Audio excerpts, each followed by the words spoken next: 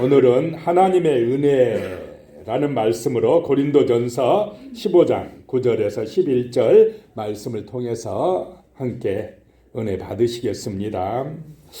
어떤 분이 쓴 책에 강아지 성도 고양이 신자라는 그런 책이 있습니다. 거기 보면은 강아지 성도는 이렇게 고백한답니다. 당신은 저를 길러주시고 먹여주시고 재워주시고 사랑해주시니 당신은 하나님이신 것이 틀림없습니다.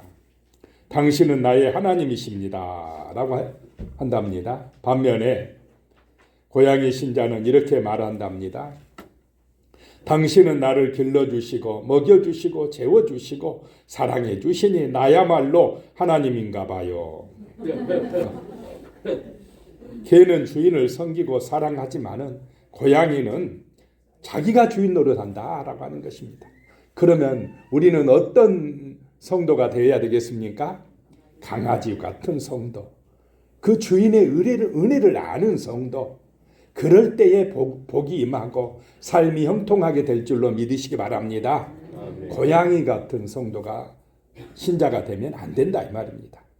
그 은혜를 모르고 그냥 잘해주니까 내가 주인인가 보다, 내가 하나님인가 보다 이렇게 착각하면 안 된다라고 하는 것입니다. 우리는 하나님의 은혜로 사는 줄로 믿습니다. 모든 것이 은혜다라고 하는 것입니다. 그래서 첫 번째 생각할 것이요, 은혜가 화목하게 만듭니다. 은혜 받아야 화목하게 됩니다. 가정이 화목하게 되고 교회가 화목하게 되고 나라의 모든 일들이 화목하게 되어진다라고 하는 것입니다. 아멘. 하나님의 은혜 받는 이 시간 되시기를 축복합니다. 아멘.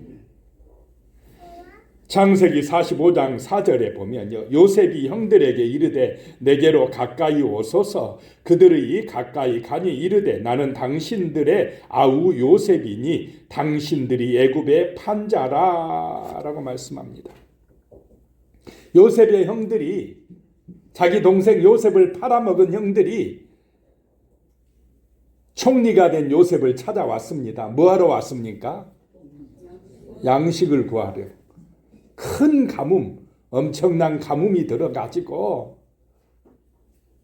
그 가나안 땅에 양식이 다 떨어졌는데 그 요셉이 총리로 있는 애굽 땅에는 먹을 것이 있다는 이런 소문을 듣고 동생 요셉을 팔아먹었던 형들이 찾아와서 곡식을 팔아달라고 그렇게 사정하고 있습니다. 그런 형들을 지금 총리가 된 요셉이 보고 있습니다. 그때에 요셉이 하는 얘기가, 형님들 내게 가까이 오소서. 나는 당신의 아우 요셉입니다. 당신들이 팔아먹은 요셉입니다. 이렇게 이야기를 합니다. 만약에 이때 요셉의 마음속에 하나님의 은혜가 없었으면 어떻게 되겠습니까? 복수하지 않겠습니까? 옛날에 나를 팔아먹어. 나 그거 이 마음속에 한시도 못 잊었어. 이제 나 힘이 있어.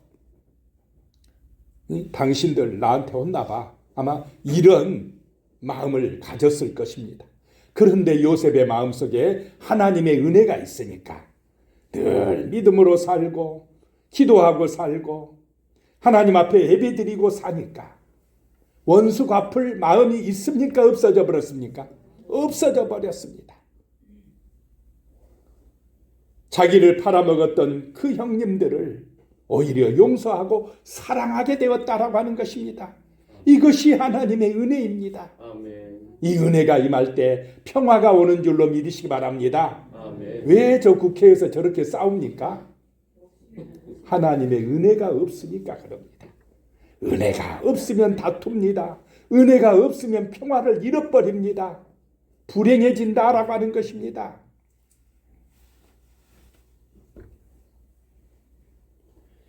요셉의 마음속에 하나님의 은혜가 있었기 때문에 보복하지 않았습니다. 형들이 저지른 악에 대하여 자기가 심판자로 나서지 아니했다라고 하는 것입니다.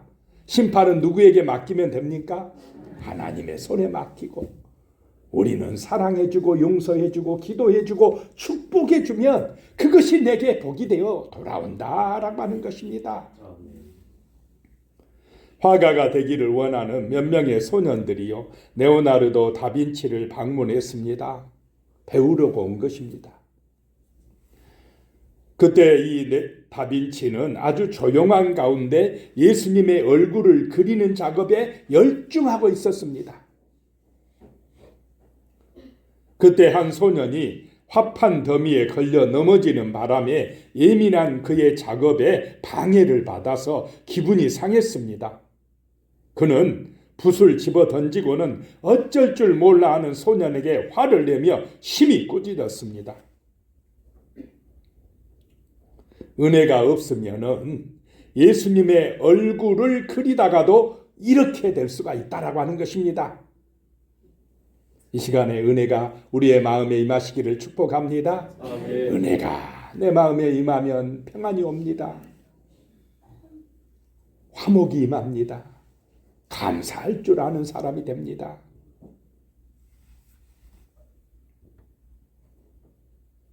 소년이 울면서 화실 밖으로 뛰어나갔습니다. 레오나르도 다빈치는 다시 붓을 들고 예수님의 얼굴을 그려보려고 애썼지만은 그려지겠습니까? 안 됩니다. 안 그려집니다. 어떻게 화를 내고 분노하는 마음 가지고 예수님의 얼굴을 그리겠습니까? 그려지겠습니까 이게?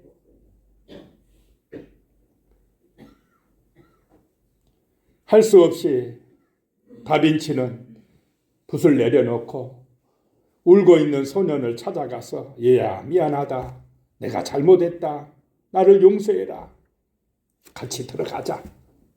이렇게 하고 그 울고 있는 아이를 데리고 들어왔답니다. 그 후에야 예수님의 얼굴을 그릴 수가 있었다라고 하는 것입니다. 내 마음에 하나님의 은혜가 임해야 우리는 평화를 만드는 사람, 화목하게 되는 그런 우리의 공동체를 만들어갈 수가 있다라고 하는 것입니다. 아멘.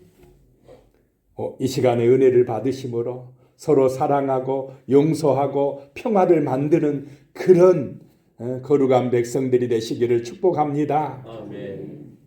예수님께서 1만 달란트 빚진 자와 100데나리온 빚진 자의 비유를 말씀하셨습니다.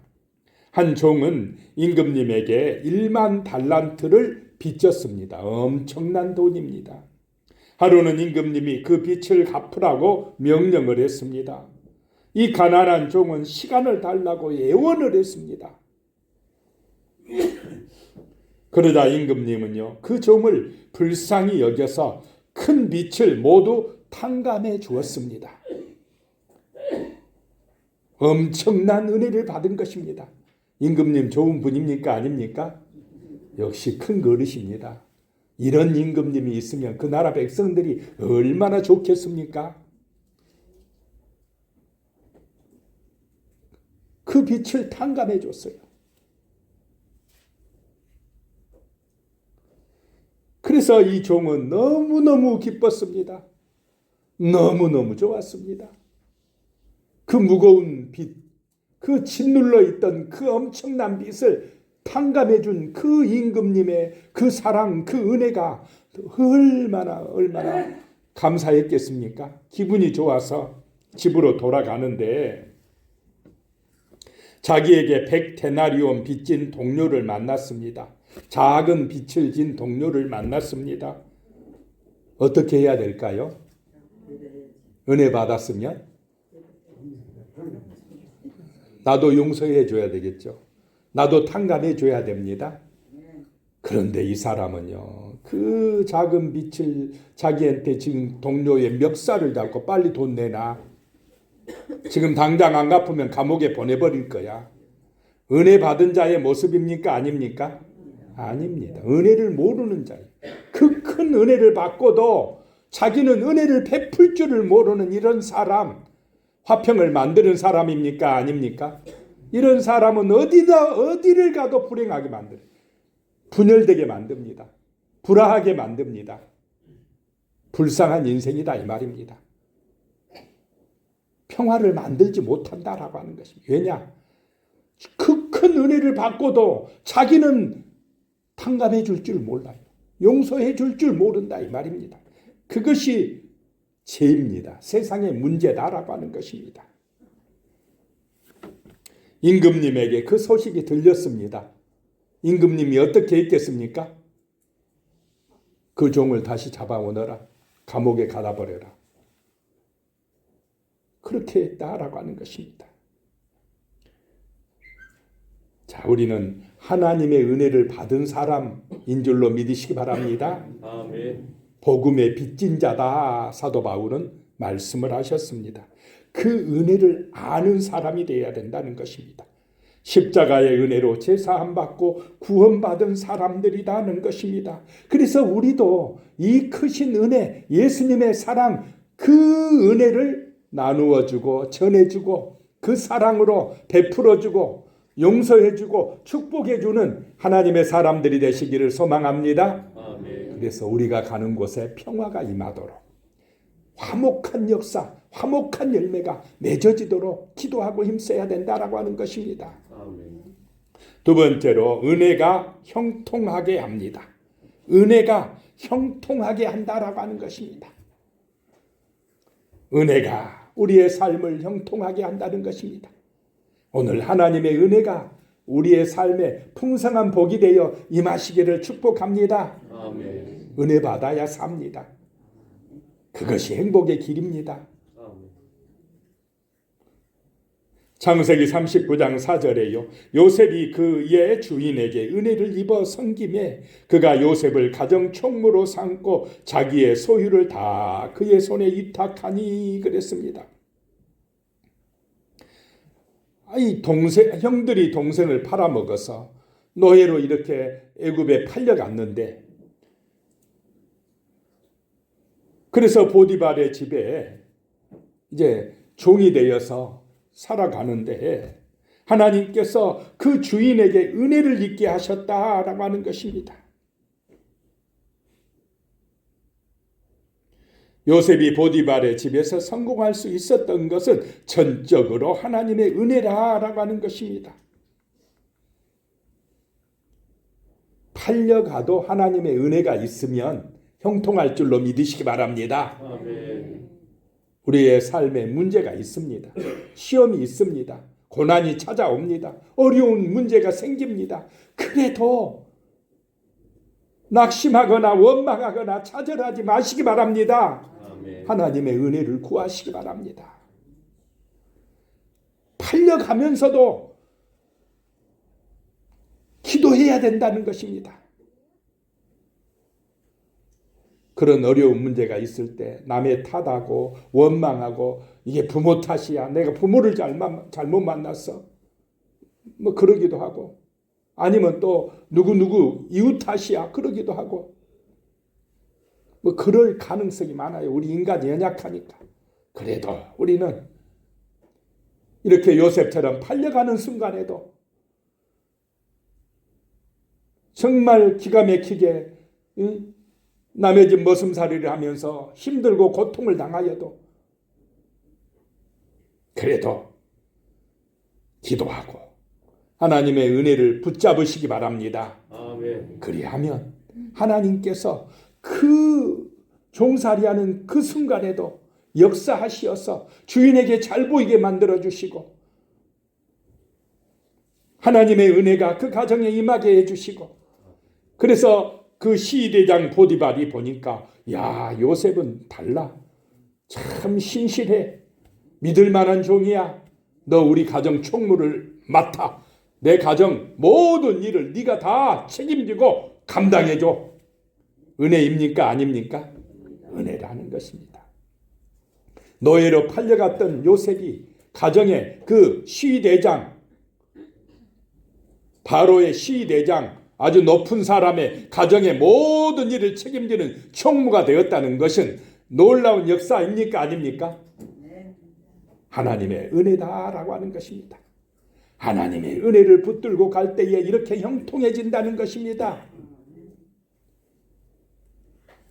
창세기 4장 45장 9절에요. 당신들은 속히 아버지께로 올라가서 아뢰기를 아버지의 아들 요셉의 말에 하나님이 나를 애굽 전국의 주로 세우셨으니 지체 말고 내게로 내려오사라고 하는 말씀이 나옵니다. 형들이 곡식을 사러 왔을 때에 요셉이 형들에게 하는 얘기입니다. 아버지한테 가서 말씀해 주세요. 하나님이 나를 이렇게 축복해 주시어서 애굽의 총리가 되게 하셨습니다. 그러니 걱정하지 말고 아버지 이 애굽으로 내려오세요 라고 이야기합니다. 자기가 출세하고 성공한 것이 누구의 은혜라는 것입니까? 하나님의 은혜입니다 라고 이야기합니다. 요셉은 총리 자리에 있으면서도요 자기 실력 자랑을 안 했습니다. 자기가 잘해서 내가 노력해서 이렇게 성공했다고 하지 않았다라고 하는 것입니다. 전적으로 누구의 은혜라고 말씀합니까? 하나님의 은혜라고. 이런 사람이 바로 참된 성도입니다. 모든 삶에 하나님의 은혜와 형통하심이 임하는 그런 아름다운 삶을 살게 되어진다라고 하는 것입니다.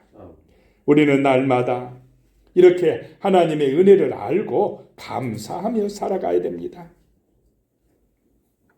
이것이 세상 사람하고 우리 성도하고 다른 점인 줄로 믿습니다.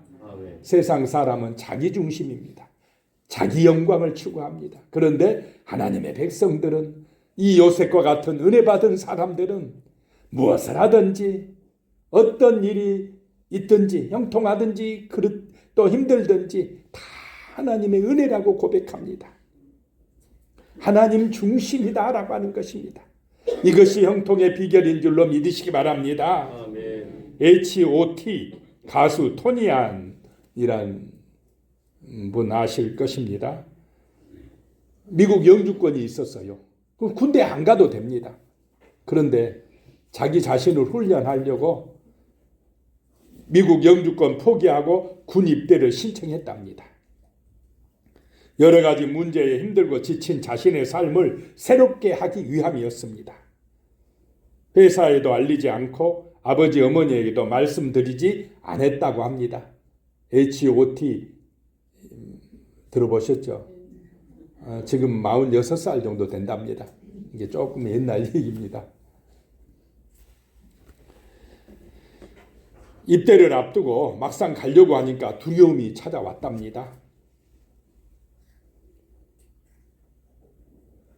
비교적 나이가 많았고 대인 기피증이 여전히 심할 때였답니다. 유명하다가 그냥 또 어려움 당하면 얼마나 또 힘듭니까?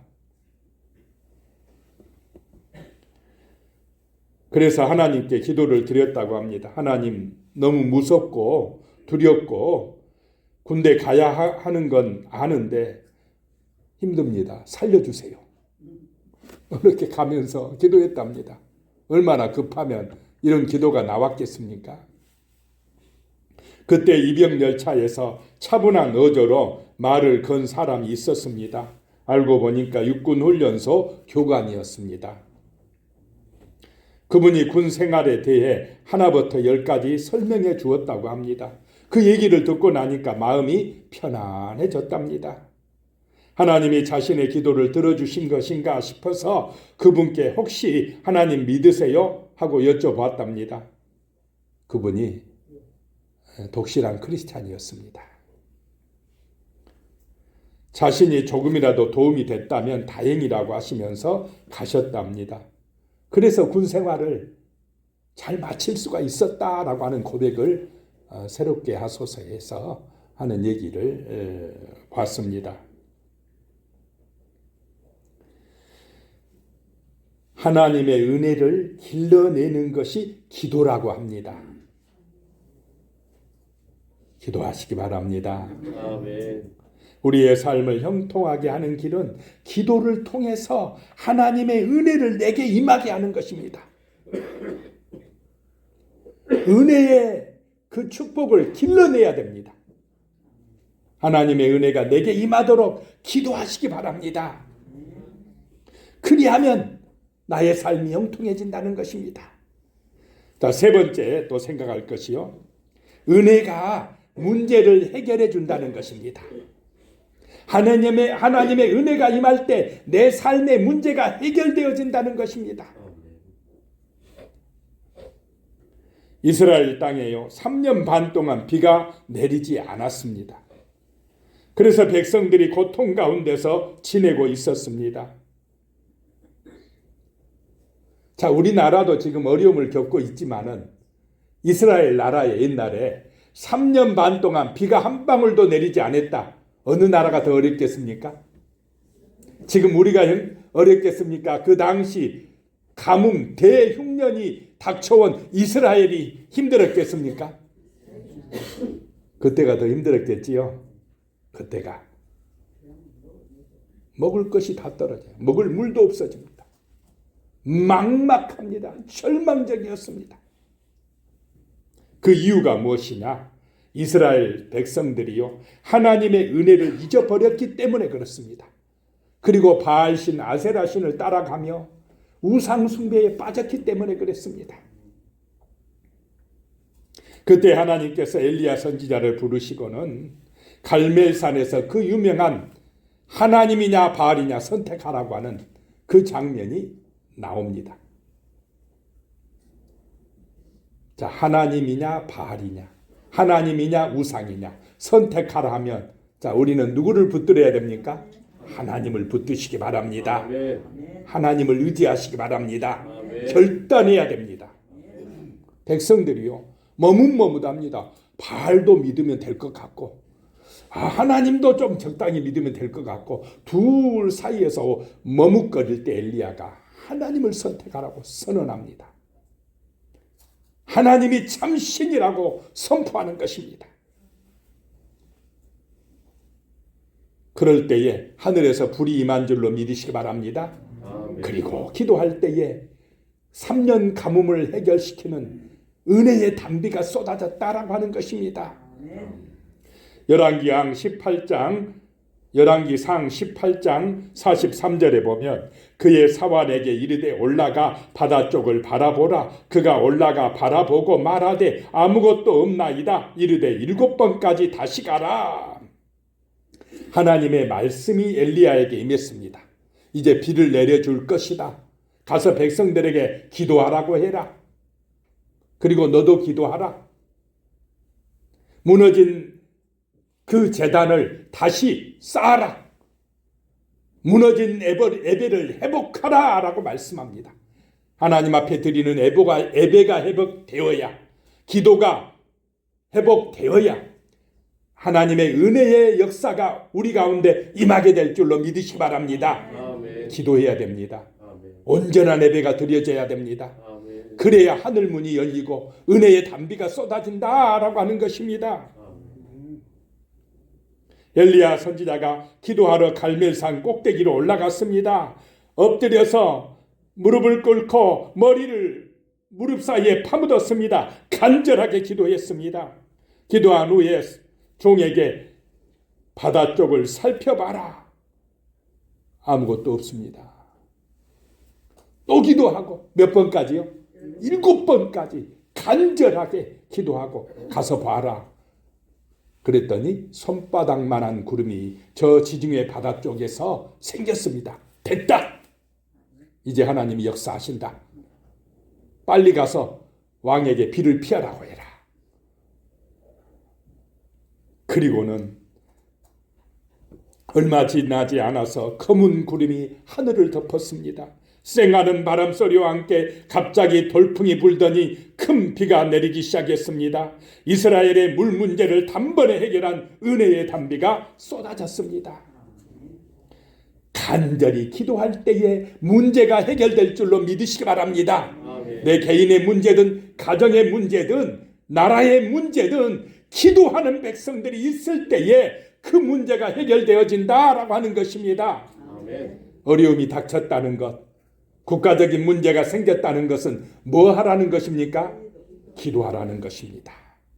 하나님을 찾으라는 것입니다. 간절하게 기도하라는 것입니다. 아멘.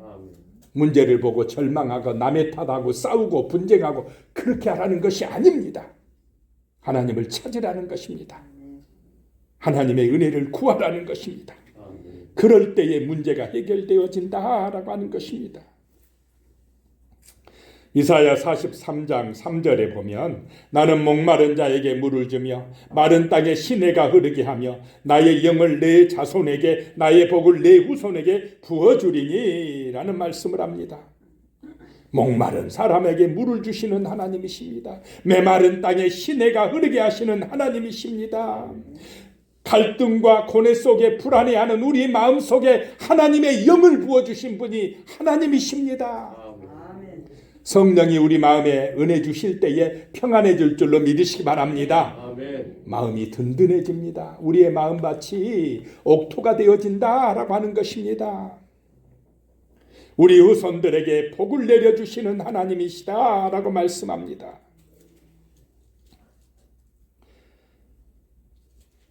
꽃이 만발하게 핀 온실에 가면 꽃향기가 가득합니다. 마찬가지로 우리의 심령이 하나님의 은혜를 받으면 삶의 향기가 나서 무언의 감화를 줄 수 있게 됩니다. 하나님은 은혜 주시길 원하십니다. 그러나 우리의 마음이 길바닥 같거나 돌처럼 굳어 있으면 그 하나님의 은혜가 내 마음에 임할 수가 없다라고 하는 것입니다. 마음이 부드러워져야 하나님의 은혜가 우리 마음에 임하는 줄로 믿으시기 바랍니다. 아멘. 밭도 그러지 않습니까? 굳어져 있는 곳에 씨앗을 뿌리면 새싹이 돋아납니까? 못 납니까? 못 납니다. 촉촉히 적셔 있어야 부드러워져 있어야 된다는 것입니다. 그래서 우리는 이 예배 시간을 통하여서 내 마음밭을 기경하시기 바랍니다. 아멘. 찬송과 기도를 통해서 우리 마음이 부드러워져야 됩니다. 그래서 하나님의 은혜가 내 심령에 임하여서 우리의 입술이 아름다워지고 우리의 삶이 풍성한 복이 임하고 우리 앞에 있는 문제가 해결되어지는 그런 하나님의 은혜가 함께 하시기를 축복합니다. 아멘.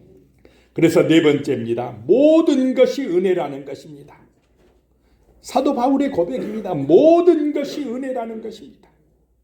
고린도전서 15장 10절입니다. 그러나 내가 나된 것은 하나님의 은혜로 된 것이니 내게 주신 그의 은혜가 헛되지 아니하여 내가 모든 사도보다 더 많이 수고하였으나 내가 한 것이 아니요 오직 나와 함께 하신 하나님의 은혜라 라고 말씀합니다. 사도 바울은 다른 사도들보다 더 많이 수고하였고 주를 위해서 더 많이 헌신하였고 죽을 고비도 많이 넘겼습니다. 그런데 그것이 내가 한 것이 아니고 누구의 은혜라는 것입니까? 오직 하나님의 은혜라고 고백하고 있습니다. 정말로 이것이 아름다운 것입니다. 사도 바울이 얼마나 많은 교회들을 세웠습니까? 이 사도 바울 때문에 오늘 우리에게까지 이 복음이 전파되어진 줄로 믿으시기 바랍니다. 아멘. 그러다가 나중에는 이제 이 로마에서 어떻게 했습니까? 사도 바울이 순교했다 그랬습니다.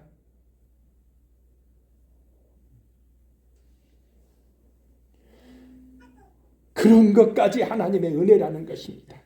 프랑스의 한 노인이요, 전 세계를 강타한 전염병에 걸려서 쓰러졌습니다. 90세가 넘은 노령인 탓에 산소호흡기를 달고 오랜 기간 치료를 받았으나 다행스럽게도 후유증 없이 완치가 되었습니다. 퇴원 절차를 받고 병원비 청구서를 받은 노인은 의사 앞에서 갑자기 눈물을 흘렸습니다. 입원해 있는 며칠간 산소 치료만 받았을 뿐인데 수천만 원이라는 엄청난 치료비가 청구서에 적혀 있었습니다. 눈물을 흘리는 노인을 위로하면서 의사가 말했습니다. 비용이 너무 많다는 것 압니다마는 무사히 퇴원하시는 걸 기쁘게 여기셔야 합니다. 노인은 돈은 충분히 있다면서 자신이 눈물을 흘리는 이유에 대해서 말을 했습니다. 내가 우는 이유는 며칠간 단지 산소를 마신 금액이 수천만 원이라는 사실입니다. 내가 90년 동안 매일 산소를 마시면서 저는 한 번도 하나님께 돈을 지불한 적이 없습니다. 그 큰 은혜를 지금껏 모르고 살아온 것이 너무 슬퍼서 웁니다. 라고 했답니다. 감격이 안 되십니까? 병원에 산소 그거 썼다고 며칠간 좀 했다고 수천만 원 나온 것에 비하면 우리 하나님의 은혜가 어마어마합니까? 안 합니까? 공기세 좀 내라. 그러면 물 먹는 거 물세 좀 내봐. 내가 너의 생명 유지시켜 준 거 돈으로 한번 환산해 볼까? 그렇게 하십니까? 안 하십니까? 커져 주시니까 그냥 그 큰 은혜를 모르고 우리가 살아갈 때가 많지 않으냐라고 하는 것입니다. 그래서 하나님의 은혜를 아는 인생, 그 크신 하나님의 은혜를 아는 인생이 되어야 한다는 것입니다. 그럴 때 우리는 살아도 주를 위하여 살고 죽어도 주를 위하여 죽겠다는 이 사도 바울의 고백이 나의 고백이 될 줄로 믿습니다. 아멘. 구원은 우리를 위해 십자가에서 목숨을 버리신 예수님의 은혜를 아는 것입니다. 그리고 죽을 수밖에 없는 나의 생명을 살리기 위해 3일 만에 부활하신 예수님을 믿는 것이고 그 크신 은혜를 아는 것입니다. 이 어마어마한 예수님의 은혜를 아시고 감사하시고 그분의 영광을 위하여 살아가시기를 예수님의 이름으로 축복합니다. 아멘. 기도하겠습니다. 하나님 아버지, 참으로 모든 것이 하나님의 은혜입니다. 우리가 그 크신 하나님의 은혜를 알고 하나님 앞에 감사하며 살아가게 하여 주시옵소서. 하나님의 은혜가 우리를 화목하게 만들어 주시고 하나님의 은혜가 우리를 형통하게 만들어 주시고 하나님의 은혜가 우리의 문제를 해결해 주신다는 것을 알고 모든 순간순간 하나님의 은혜라고 고백하는 거룩한 백성으로 살아갈 수 있도록 도와주시옵소서. 예수님의 이름으로 기도드리옵나이다. 아멘.